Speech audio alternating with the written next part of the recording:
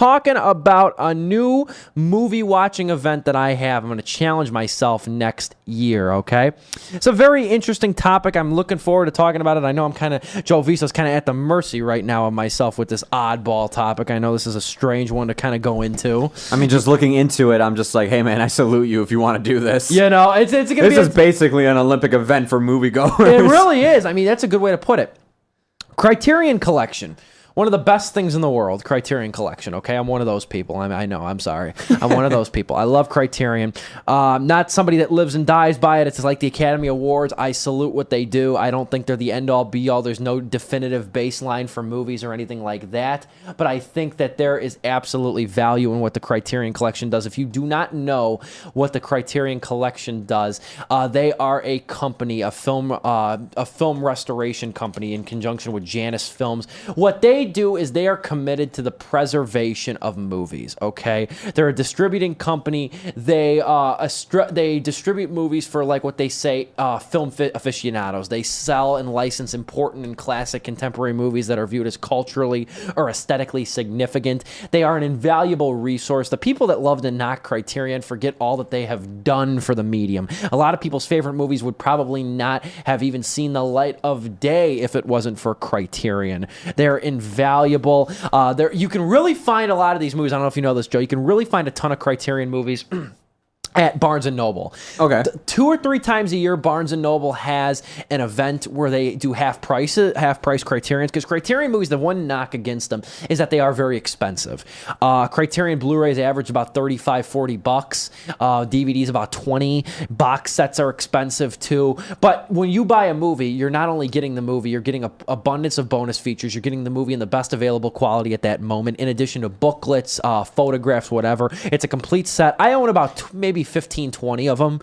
You can go online and look up movies that have been released. I'm looking at a list right now and just looking at some of these movies. I'm just like, yeah, I can imagine these coming with like bonus features, like up, all over the place with what you're saying. They used to come out on Laserdisc, and you can know how know how that lasted. But yeah, they've released hundreds of movies on their system. Every month or so, it comes like, I think they're working like 4 months ahead or so. Mm-hmm. What they do is like they say what movies are going to be coming soon. It's a Mad World just got released by them. I know Barry Lyndon's coming pretty soon. If not, it's already been released. Barry Lyndon, the Stanley Kubrick movie, which is an excellent movie. I'm glad that's coming out. Election, the Alexander Payne movie's coming out, which is awesome. The Breakfast Club's coming out, another really must one. I actually just watched yesterday. I watched Personal Shopper, mm-hmm. which is the Kristen Stewart thriller, and that's out now too on Criterion. But anyway. So basically, Criterion's got a big box set coming out. I love when they do these box sets, okay? They did a lot of Ingmar Bergman box sets. They do a lot of different stuff, okay?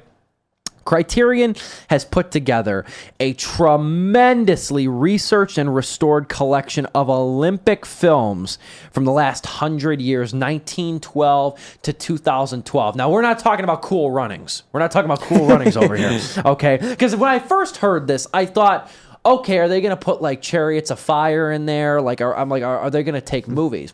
But what they're actually doing is they're taking documentaries.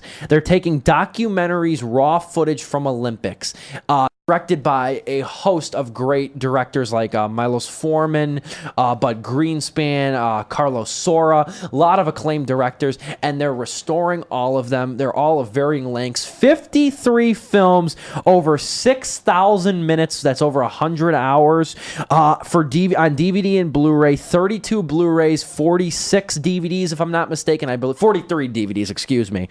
For over $300 available to pre-order right now. $320 on DVD or Blu-ray right now on Criterion's website. Now, this is my big Christmas gift for the year. I know I want it. That's the one thing I really want for Christmas. And what I plan on doing is watching all 53 movies from January to September. I salute you. That's what I plan to do. Now, some of these are short. Some of them are only about 30 minutes, 16 minutes, some of which are about feature length. They're about 100 minutes, 2 hours, a little over 2 hours.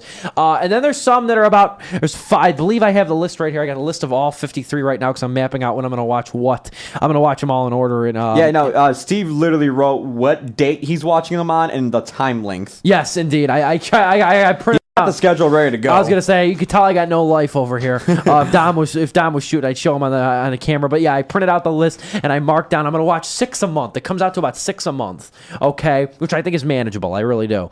But then there's 5 movies that are over 5 hours long. There are 5 movies that are over 3 hours long. 2 that are over 5 hours. So. Some of these movies are going to be long and daunting, and a lot of them too. Some of these titles too. The Olympic Games held at Chamonix in 1924. The White Stadium, Olympia Part 1, Olympia Part 2, which is a big series. That's the Berlin documentary from 1936.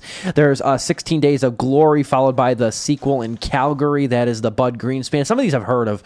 Marathon, Sydney 2000, Stories of Olympic Glory, another Greenspan movie. So there's a ton of weird eclectic stuff. Now there's 3 main reasons. I've been breaking things down to like 3 reasons, 5 reasons, 7 reasons, because I think it's a very succinct way to do things. There's 3 main reasons I'm doing of them. Okay, there's 3 main reasons. I know it's going to be exhausting. Who knows? Maybe I'll get through 12 of them and say I'm done. Who knows? Who knows? Maybe I will. You never know.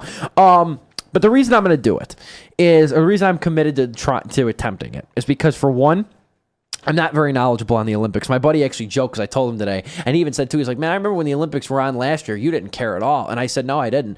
I don't know a lot about the Olympics. Joe, you watch the Olympics? I do. I like the Summer Olympics the most. If I had to choose one, I think the Summer Olympics to me I love the most. The winter ones are okay, but I do watch the Olympics from time to time. Yeah, I never really had much interest. I didn't care for it when it was in Rio last year. The one event that always has me interested, and even though I just said I love the Summer Olympics, is the hockey in the Olympics. Though have you ever seen that hockey documentary about the team during the 80s? Red Army. Red Army's a great documentary. That's you a should great check that movie. out if you haven't seen it. Anybody that's listening, it's a great documentary on the Russian hockey team during the 80s. That's a cool movie, man. Yeah, That's really good. It's about the Soviets and everything. Yeah. I like when they're talking about the coaching and how rough the coaching was, and how they were like There's one player who's like, I haven't seen my family in days, and he's just like, too bad, get back out there. Yeah, and he said he couldn't go home with his father died and everything. That's a sad movie, man. I'll tell you, that's a sad movie. Great movie though. But yeah, I'm not knowledgeable on the Olympics, so I think that this collection of history is good for me. I think this is historically relevant. I think, and this leads into my second point too.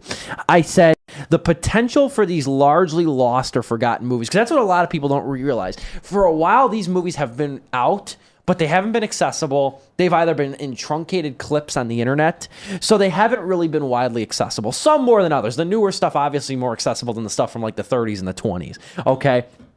The potential for these largely lost and forgotten films in a film preservation and a technique sense is absolutely tremendous. It is absolutely tremendous.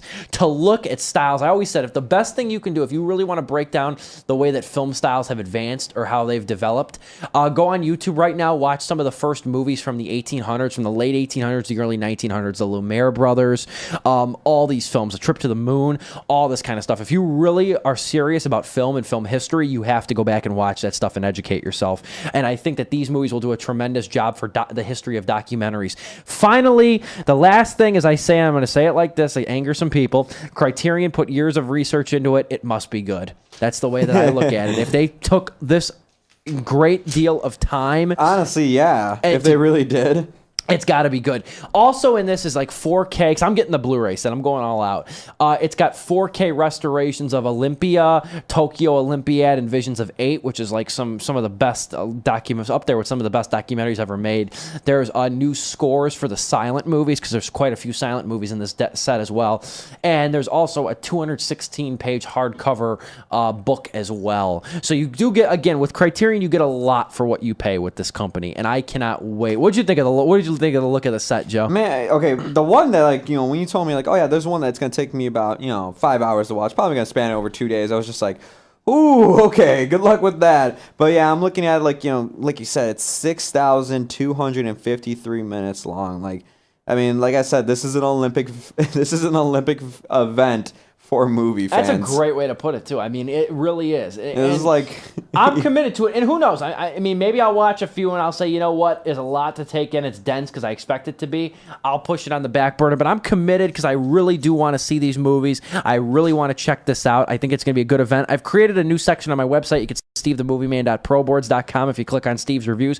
I've created a new section for the website right now where you can see you can see where the reviews are going to be housed. The first review will come January 6th. It's a Saturday, and the first movie on deck is The Games of the 5th Olympiad Stockholm. We're starting off big, 170 minutes long. We're starting off big.